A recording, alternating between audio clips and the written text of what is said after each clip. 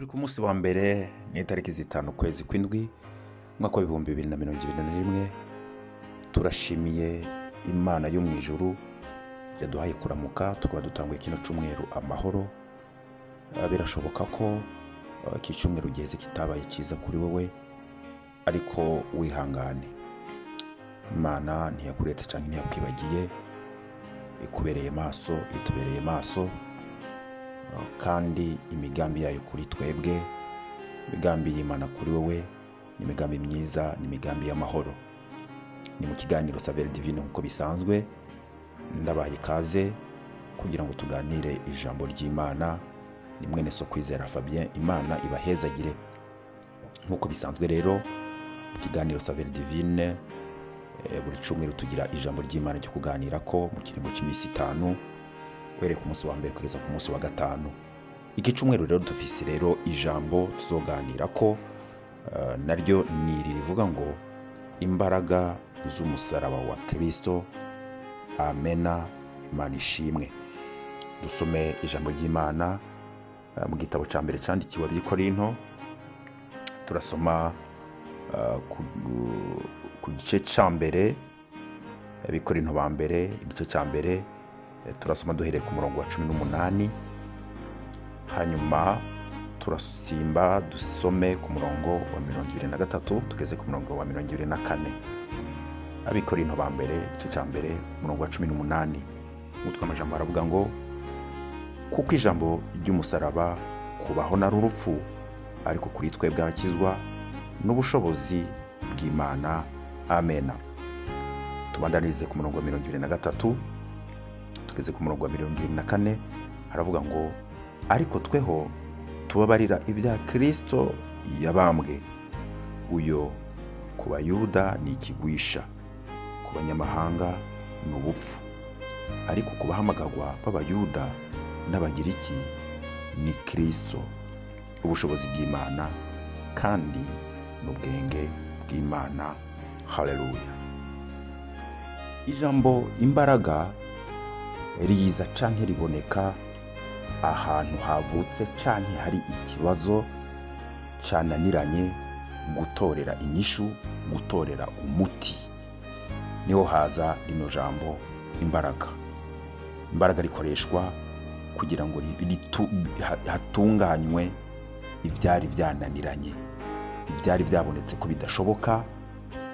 Imbaraga ziza kugira ngo ibintu bitungane, umuti uboneke. Twebwe rero turi ku gakiza twahawe, turi ku bugingo budashira twahawe. Ahari ubugingo ku ruhande hari n'urupfu. Twibukiranye ko twahawe kudapfa.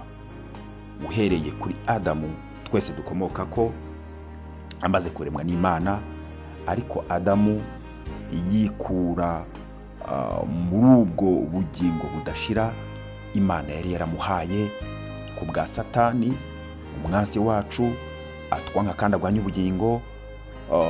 Umuntu wa mbere Adamu yikura muri ubwo bugingo budashira, ariko Imana yakunze abari mu isi cyane, ntibyatumye ireka umugambi yari yarateguye ku mwana w'umuntu, kuri mwene Adamu. Imana yacishije mu nzira nyinshi zitandukanye kugira ngo igarukane umwana w'umuntu muri bwa bugingo budashira yari yaramuteguriye kuva isi itararemwa. Birananirana mu nzira zitandukanye, birananirana. Twibuke Abisirayeli bavuye muri Egiputa, Imana yarabakunda, Imana yari bitwararitse, ibafitiye imigambi myiza, igerageza kubasubiza mu nzira nyayo ikoresheje Mose, mbere itanga n'amategeko 613 kugira ngo ibyo byose bituma umwana w'umuntu ashobora kugaruka mu nzira nyayo kugira ngo ashikire ubugingo budashira yari yaratswe na Satani, ariko birananirana. Imana ishimwe kuko ifise urukundo rudashobora kurondoreka ku mwana w'umuntu.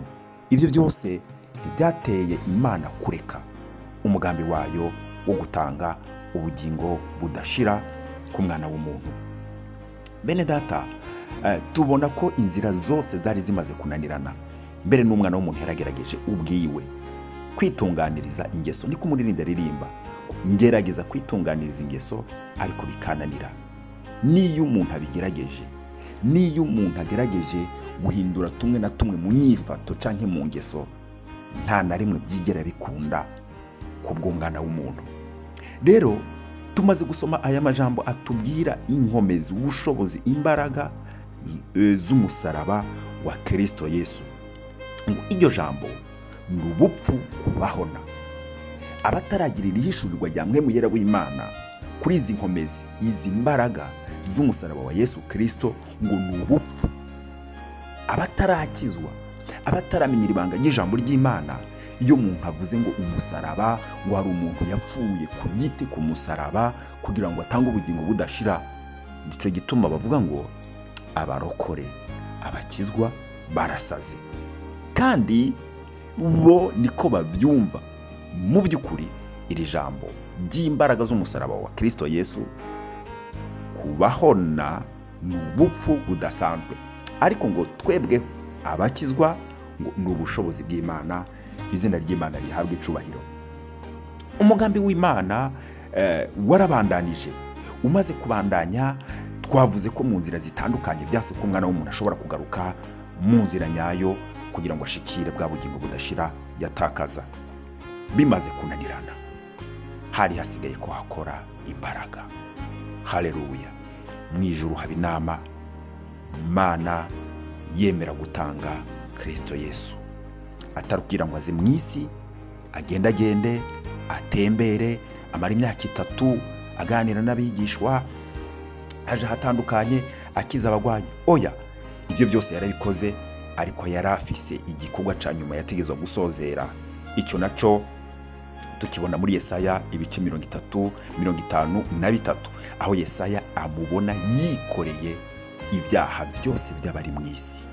Yesaya amubona yikoreye umuvumo w'urupfu rwari rwarateguriye we mwene Adamu, ngo aragwikorera ubwo rupfu, yikorera uwo muvumo wose, awudugana igorogota gushika ku giti, kugira ngo mwene Adamu, isi yose ironke agakiza, aribwo bugingo buhoraho. Imana ihabwa icubahiro.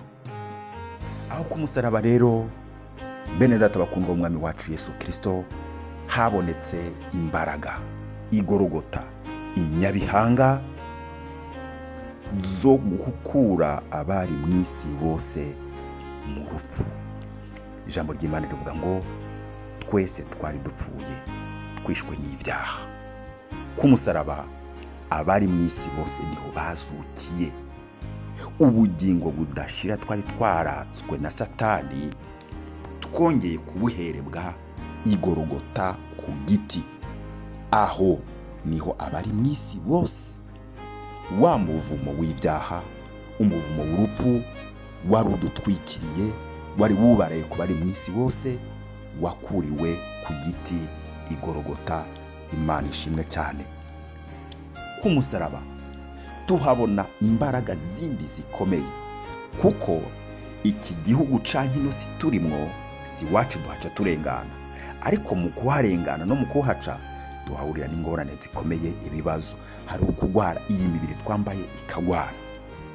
Igorogota ku giti niho dukura, niho twakuye imbaraga, kuko ni amaraso ya Yesu yamenekeye, arasesekera muri yo dukira ingwara.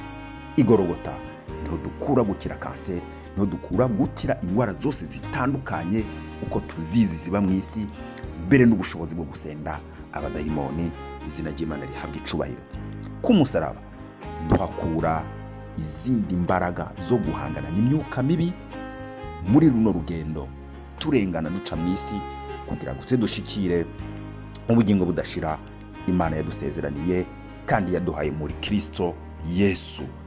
Imana nishimwe, kubera ko mu gihe abandi izi nkuru z'umusaraba zibabera ubupfu, ariko kubizeye bakazakira zababereye ubwenge bw'Imana kandi n'ubushobozi bw'Imana.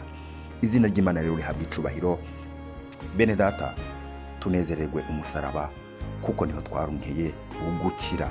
Birashoboka ko aya makuru y'umusaraba akikubereye ubupfu kubera kutarakira umwami wacu Yesu Kristo, ariko umwanya uracariho. Yesu aracicaye ku ntebe y'imbabazi. Uyu munsi hishurirwa iri banga ry'umusaraba, hishurirwa iri banga ry'inkomezi z'ubushobozi, imbaraga z'umusaraba, kugira ngo nawe uyu munsi ntubucitwa mwene Adamu, ariko witwe mwene Mana.